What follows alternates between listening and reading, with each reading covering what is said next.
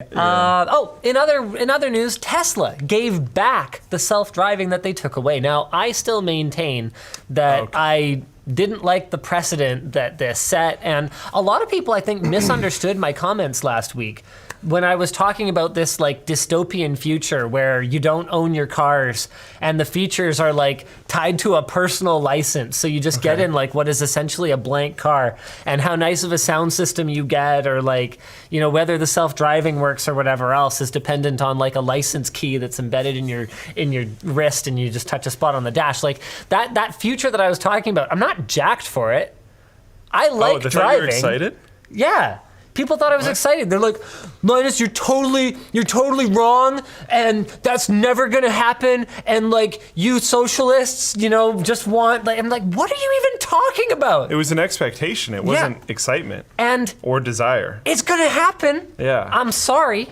I'm super sorry. People were like, it's never gonna happen. The horse and cart are gone.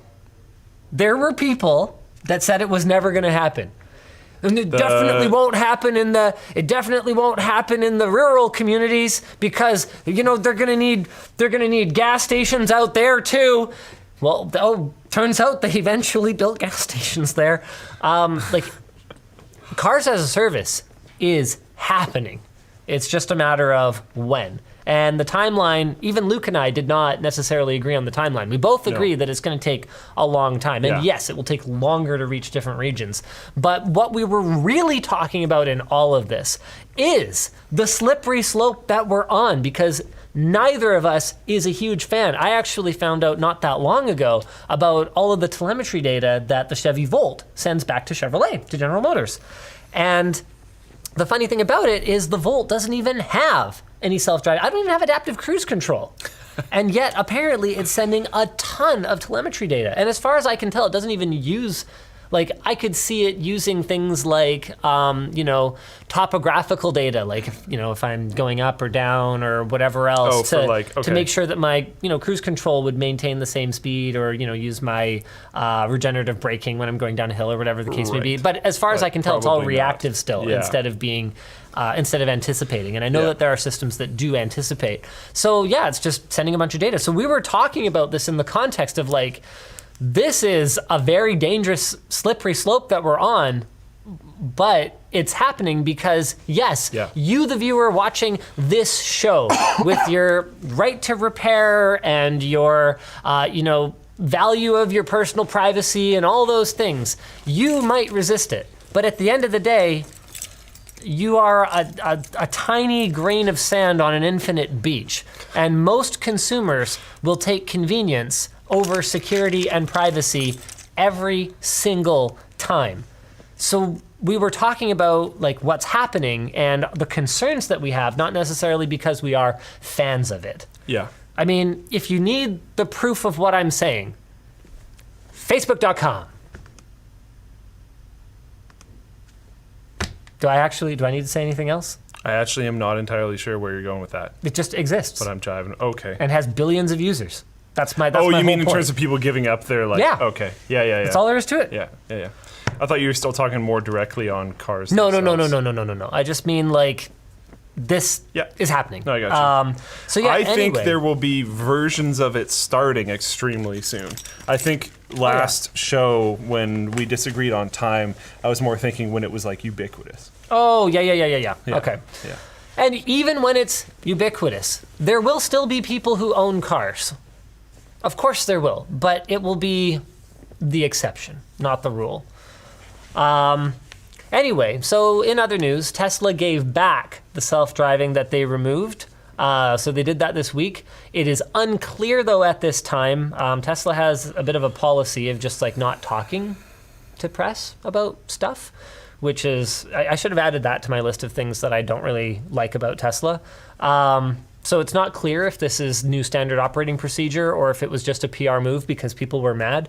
There's also, I don't know if this was fact or hearsay or whatnot, but I read something over the weekend that was talking about how it might have just been like a purchasing invoicing issue where they like thought the owner and like timing with the owner selling the car, and it made it sound like they meant the new owner didn't purchase it, whatever, but really they just thought the original owner didn't purchase it. It was just like an error in entirety that is now fixed, but I don't know. I have no Yeah, idea. so it's possible the whole thing was just a weird misunderstanding, but Yeah.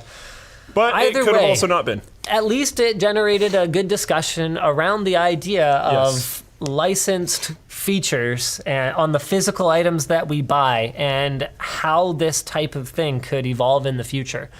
Because I have no doubt whatsoever that it absolutely will. And nothing would prevent Tesla from changing their terms of service now that they've run into this situation to make it so that licensed features are separate from the actual hardware. Yeah. I don't know necessarily why they would want to do that. Like if they would want to nerf people's resale value on their cars, that seems just destructive to their users for no reason. I don't think they would want to do that right now. But you never know. Don't suspect You so. never know what the future holds. And it could apply differently. That was another thing that we talked about while we were going through our sort of dystopian vision for where things are going. It might not apply necessarily to individual users, but I could see them having a very different service term agreement, like a different service agreement with things like fleets of cars, where someone like let's say Tesla did a moving van, like a panel van, and someone like, Budget were to buy a whole bunch of them, or like U-Haul or something like that, had a fleet of Tesla, box trucks. If Tesla were to license them with this autonomous feature, Right.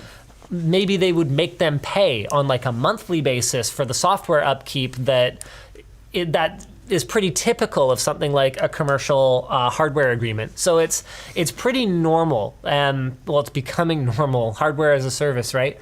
Like Cisco's Yeah. doing this with a lot of their networking gear. Meraki stuff. Yep, whether it's just Cisco themselves as well. Oh, they've so even okay. things like their routers now come with a.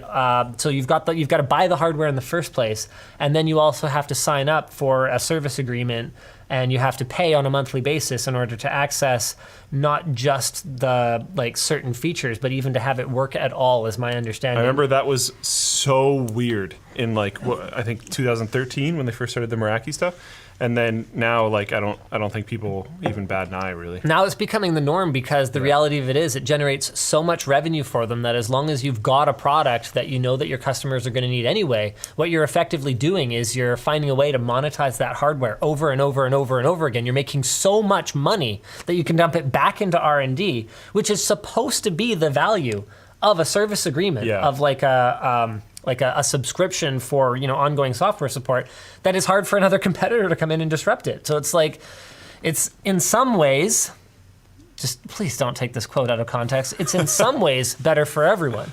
Because the consumer, by paying so much more, just hold on, I'm going somewhere with this. The consumer, by paying so much more, is ultimately getting more development time back into the hardware that they purchased. In a perfect world. Okay, thank you. Awesome. Great. In a perfect world. So Okay. in a perfect world, this fleet of Tesla box trucks that U-Haul uses, right? Yeah. We're talking a hypothetical future situation. In a perfect world, U-Haul is effectively subsidizing Tesla's ongoing development of their autopilot features. And then the consumer, this is another thing that really does happen in the real world, the consumer gets the cheapo one-time payment version that is also effectively subsidized by these large fleet purchases that have these ongoing service agreements. In a perfect world. Yeah. And Reality. no, that does work out that way sometimes, where the consumer version is subsidized by the enterprise version that Okay. has much Sure. more onerous. The amount of that goes into subsidizing the consumer version is fairly debatable. The amount of that just Hey, goes into shareholders C-level pockets. got to make money too. Oh my goodness. Oh my goodness.